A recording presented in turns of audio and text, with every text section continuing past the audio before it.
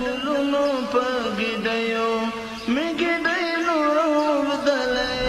خپل هېواد مې راغولی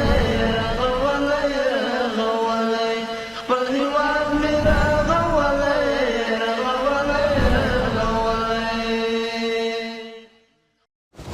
د افغانستان ملي تلویزیون قدرمنو لیدونکو سلامونه او نیکې هیلې مې ومنئ. هیله ده چې ټول به جوړ او روغ وي. زما هیواد خپرونه ده. دغه خپرونه مو د میدان وردګو ولایت د پولیسو د ښوونیز او روزنیز مرکز څخه ځانګړې کړې. قدرمنو لیدونکو نن د پولیسو په ښوونیز او روزنیز مرکز کې د 11مه دوره د اسلامي پولیسو د فراغت غونډه ده. په دغه خپرونه کې به د اسلامي پولیسو خبرې او همدارنګه د لوړپوړو چارواکو ویناوې واورئ. هیله ده په اورېدو کې تر پایه راسره ملتیا وکړئ.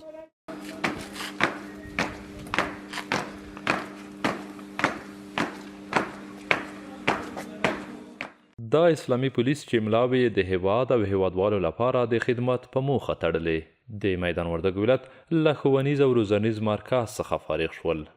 چې په غونډه کې د هیواد له کورنیو چارو وزارت او میدان وردګو ولایت څخه ګڼ شمېر لوړپوړو چارواکو ګډون کړی و.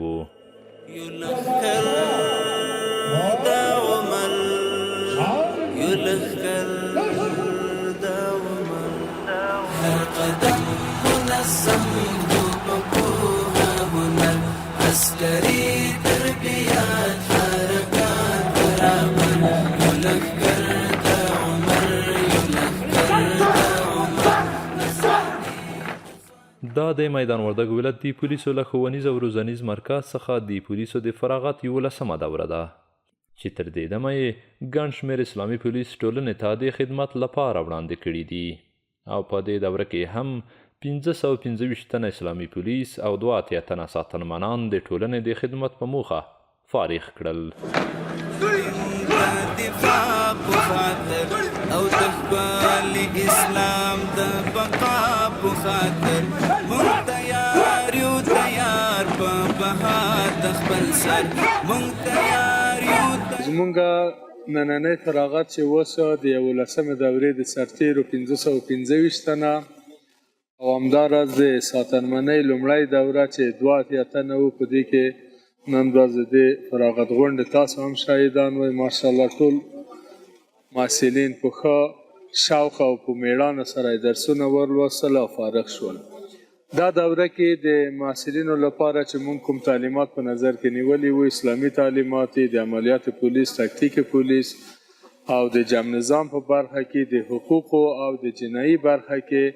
او همداراز د افغانستان د پیژندنې حدود 4 د ټول هغه زده کړې وې چې دوی د معسکر کې د 1 میاشتې په اوږدو کې زده کړلې او انشاءالله الرحمن کوم زده کړې چې دوی وکړې په عملي او نظري توګه دلته وروښودلی شوې او د دوی نه مونږ دغه اطمینان د دوی نه واخیست او دا مو دوی ته سپارښتنه وکړه چې دوی د زده کړو څخه په عملي میدان کې په خپلو دندو کې ورڅخه په ښه توګه استفاده وکړي. یو د حق د کاروان او لښکر یو لښکر د عمر یو لښکر د عمر لاروي د عمر لاروي د عمر قدم على الصمت وقوها هنر عسكري تربيات حركات برابر یو لښکر د عمر یو لښکر د عمر خزانې وسوانۍ په فراغت غونډه کې د اسلامي امارات چارواکو د مجاهدینو د هڅو د ستاینې ترڅنګ دوی ته په بېلابېلو برخو ویناوې وکړې. دوی په خپلو خبرو کې ورته وویل د افغانستان ولس ډېر ځورېدلی ولس دی او تاسې باید ښه خدمت وکړئ او په ټولنه کې په داسې شان چلند وکړئ چې خلکو ته د خوښې وړ وي.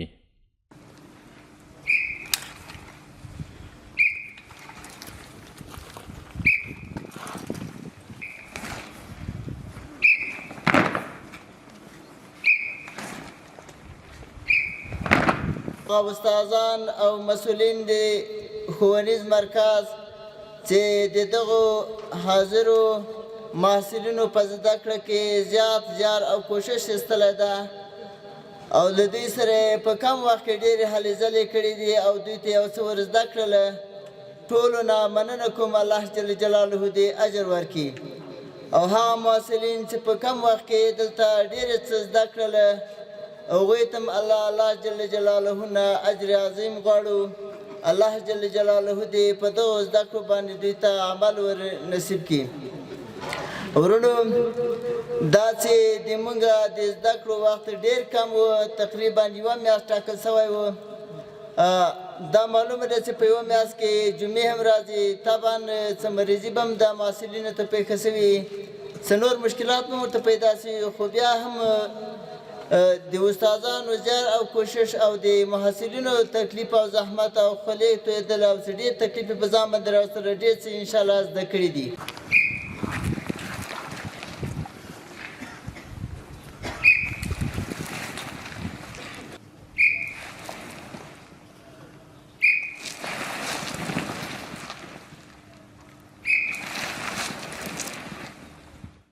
محصلینو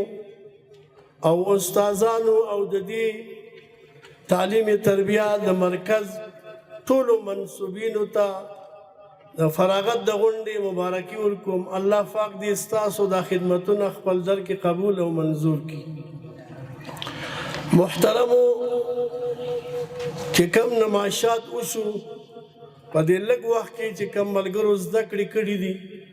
او نمایشات یې وړاندې کړه د هغه نه موږ ډېره زیاته مننه کوو بیا خاص کر هغه استادان او هغه مسؤلین چې د دې مرکز سره تعلق دی د هغې نه ډېره زیاته مننه او ډېر تشکر الله دې ستاسو دا خدمتونه خپل در کې قبول او منظور کړي د دنیا ښکلا الله پاک په انسان ګرځولې ده که دې دنیا کې انسان نه وي د دې دنیا هیڅ حیثیت نشته لکه نن ورځې تاسو ګورئ چې څومره فارغین مداومین محصلین او مسؤلین دلته ناست دي دا ګرمۍ څومره په ښکلا کې تاسو ته ښکاري نو زینت المکان بالمکین د ځمکې ښایست الله پاک انسان ګرځولی دی او بیا د انسان ښکلا الله پاک په عقل سره ګرځولي چې انسان له الله پاک عقل ورکړی دی خو د دغه عقل ښکلا الله پاک بیا په ایمان سره ګرځولې ده که یو انسان کې ډېر زیاته لوی عقل پروت وي او د ټولو حیواناتو نه ممتاز وي خو که ده کې ایمان نه وي نو دغه انسان الله ذوالجلال فرمایي هم کالانعام بل هم اضل دا د څاروونه هم زیات ګمراه دی د څاروونه هم لاندې دی ځکه څاروي بیا هم د خپل شعور د وجې نه د هلاکت نه ځان بچ کوي د ولږې احساس کوي د تند احسان او دغه رنګې د جهنم او د اور نه ځان بچ کوي خو دغه انسان چې ایمان پکې نه وي دا د څاروونه هم لاندې دی او بیا د دغه ایمان ښکلا الله پاک په عمل ګرځولې ده که یو سړی کلمه وایي چې لا اله الا الله محمد رسول الله صلی الله علیه وسلم ټیک ده دغه انسان به جنت ته ځي ولو که په دخول ثانوي سره دی او نور اعمال یې نه وي جنت ته به ځي خو هغه دخول اولي سره دی جنت ته نشي تللی نو د انسان د ایمان ښکلا الله پاک په عمل ګرځولې ده او بیا د عمل ښکلا الله پاک په اخلاص ګرځولې ده الله دې زموږ او ستاسو هر عمل کې اخلاص نصیب کړي نو چې کله انسان د عقل د وجې نه معلومات حاصلوي دغه معلومات دې ته کلیات وایي او دغه انسان د قوت واهمه د وجې نه چې کوم شیزونو باندې علم راوړي هغې ته جزیات ویلی کېږي نو انسان له الله پاک ظاهري 5 خواص ورکړي دي د هغې خواصو 500 د وجې نه دا علم راوړي په محسوساتو باندې که هغه مبصرات دي که هغه مسموعات دي که هغه مشمومات دي که هغه مذوقات دي که ملموسات دي او دغه انسان لا بیا الله پاک 5 خواص باطنه ورکړي دي چې هغه خواص باطنه او د وجې نه یو علم په کلیاتو راوړي یو علم په جزیاتو باندې یو خزانه د کلیاتو یو خزانه د جزیاتو او یو قوت متصرفه چې په دغه معلوماتو کې هغه بیا ترتیب جوړوي نو انسان چې الله پاک ښکلی کړی دی په عقل به د وجې نه، د ایمان د وجې نه، د عمل د وجې نه، د اخلاص د وجې نه. دلته چې تاسو کم زده کړې وکړې،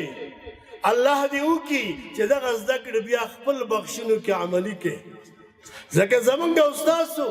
علم سره سره عمل دا ډېر ضروري دی.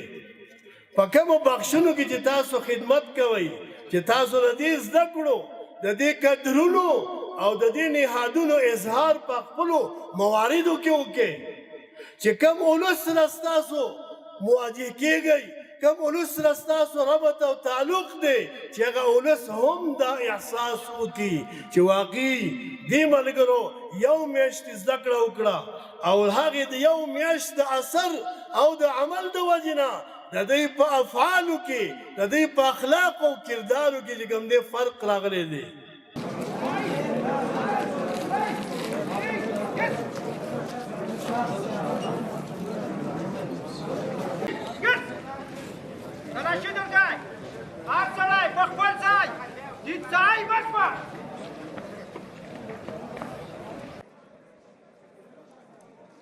په غونډه کې د نورو چارواکو ترڅنګ د میدان وردګ ولایت د علماو شورا رئیس شیخ عبدالهادي فضلي هم برخه درلوده. ښاغلي فضلي د پولیسو په ارزښت او د نظامي تعلیماتو د ارزښت په اړه وینا وکړه. محترمو مجاهدینو محصلینو ورونو، موږ او تاسو د کوم نظام تر چتر لاندې چې ژوند کوو او د کوم نظام عسکري کوو، د کوم نظام خدمت کوو، د کوم نظام پیاوړتیا غواړو، دا اسلامي نظام ده. الحمدلله مونږ ته چې کوم نظام الله جل جلاله په دغه زمانه کې راکړی، دا سل پسله اسلامي نظام ده. دا خبر ځکه کوم منګه په هر اړخ کې دښمنان لرو، د اسلام په جامه کې دښمنان لرو چې هغه خوارج دي، ساعین بالفساد دي، د یو فرد جرم په وجه باندې ټول اسلامي نظام ته یو څوک ګوته نیسي. نو موږ به تیار دغه جوابونه له ځان سره وي، د اسلامي نظام تعریف به را سره وي. موږ به د خپل نظام دفاع لکه څنګه چې په تور او توپک باندې کوو، دارنګه د اسلامي نظام دفاع دا به په دلیل سره کوو، دا به په قوي دلایل او حججو سره کوو. 15 ټکي چې دا کلم محفوظ وي دې ته اسلامي نظام وایي. اول کله چې د عقیدې ساتنه وي، د توحید عقیده، نو دا اسلامي نظام ده. اول ټکی څه؟ د عقیدې حفاظت. دویم کله چې د مسلمانانو ناموس خوندي وي، ناموس محفوظ وي، نو دا اسلامی نظام ده. د مسلمانانو ناموس الحمدلله په الحال دا محفوظ ده، څوک نشي کولای دغه اسلامی امارت چې څومره دائره ده، په دغه دائره کې دننه څوک د چا ناموس ته غلط نشي کتلی.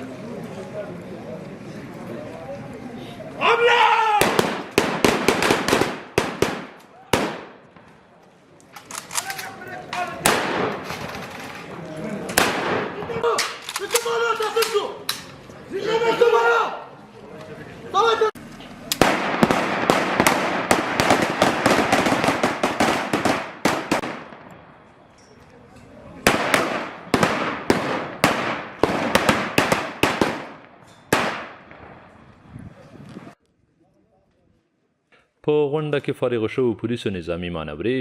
او د رزمي ورزشونو نندارې وړاندې کړې.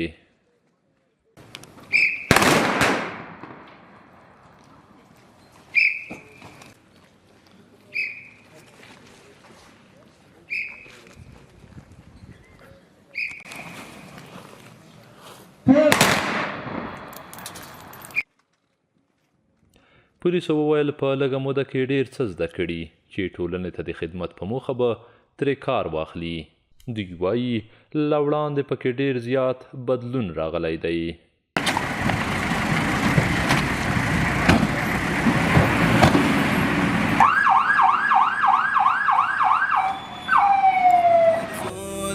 د حق ارتقاء او بقا تلبساتو پمین او وین سنگر تلبساتو پمین او وین سنگر.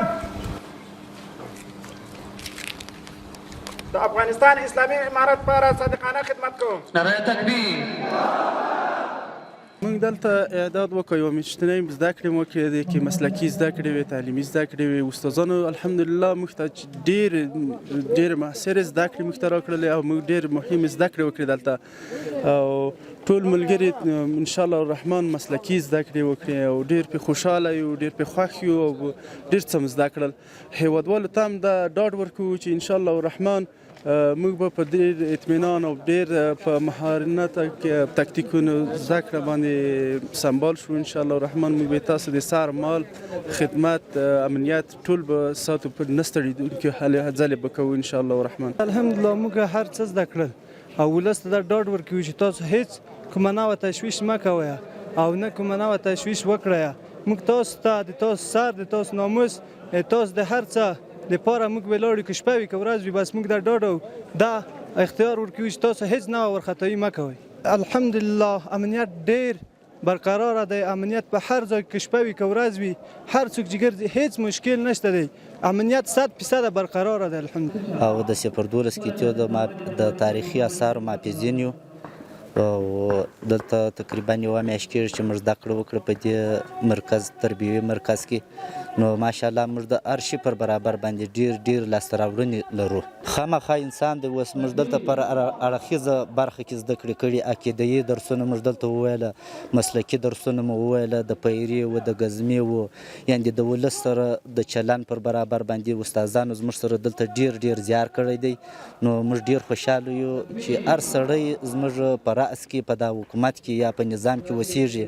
چې په دغه معسکر کې زده کړې وکړي دا وده ته ډېره ګټه کوي او موږ ډېر شی ترلاسه کړی الحمدلله. هیوادوال ته زموږ دغه ډاډ دی چې موږ په هر اړخیزه برخه کې چې زموږ په وسه وسي خو موږ خپل وس د دوی څه نه درېغوو چې شپه یې که ورځ د دوی په خدمت کې موږ چمتو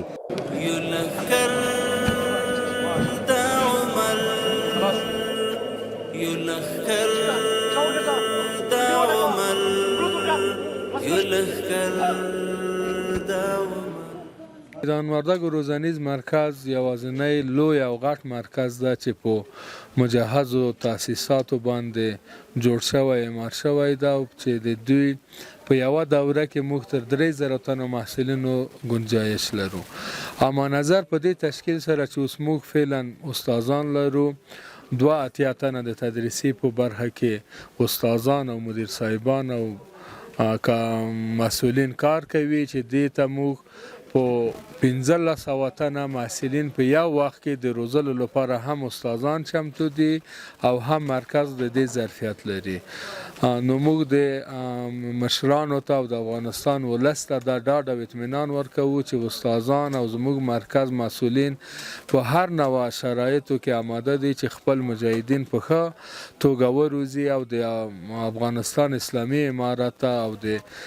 ملت لپاره یې وړاندې کړي. واقعا سره چې موږ دغه د کم وخت په موده کې چې موږ د یوه میاشت دوی ته کوم تعلیمات ورکړل دغه مجاهدین دي چې دوی د الله د رضا لپاره راوتلي دي او دغه درسونه یې په ښه انداز سره ولوستل او زده یې کړل چې د دوی ازموینې هم خلاصې شولې او کوم کارونه چې موږ دوی ته او درسونه ورښودلي دي هغه موږ د دوی نه بیا ازموینه هم واخیستله او دا اطمینان ورکوم ټول هغه د افغانستان ولس لپاره چې دغه مجاهدین د تاسو لپاره د خپل د سر په نظرانه کولو سره چمتو دي او د تاسو د خدمت لپاره او د افغانستان د